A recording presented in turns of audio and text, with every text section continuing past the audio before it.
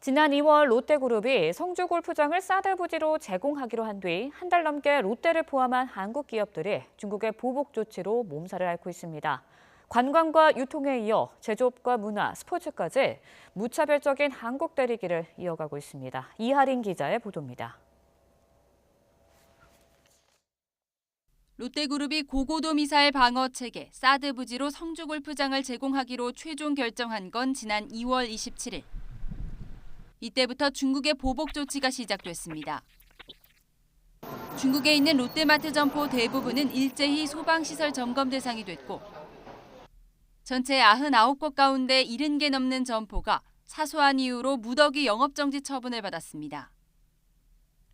현지인들의 불매운동과 과격한 시위 때문에 다른 10여 개 점포도 자율휴업에 들어갔습니다.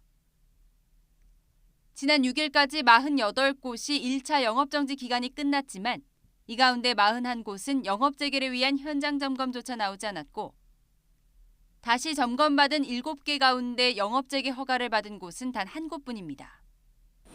지난달 15일부터는 중국 정부가 한국행 단체 관광 상품을 팔지 못하게 막으면서 중국인 관광객 유커는 40% 가까이 줄었습니다. 매출의 70~80%를 중국인에 의지하는 시내 면세점 역시 울상일 수밖에 없습니다.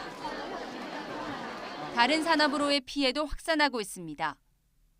현대기아차의 지난달 중국 시장 판매 대수는 50% 넘게 급감했고 삼성 SDI, LG화학 등도 중국의 전기차 배터리 시장에서 고전하고 있습니다.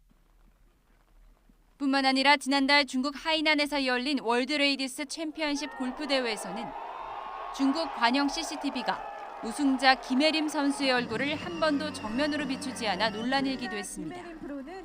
또 오는 16일부터 중국 베이징에서 열리는 베이징 국제영화제에서는 중국 당국이 한국 영화 상영을 막고 있는 것으로 알려지는 등 가장 비정치적이어야 할 스포츠와 문화에서조차 중국의 치졸한 보복이 계속되고 있습니다. YTN 이하린입니다.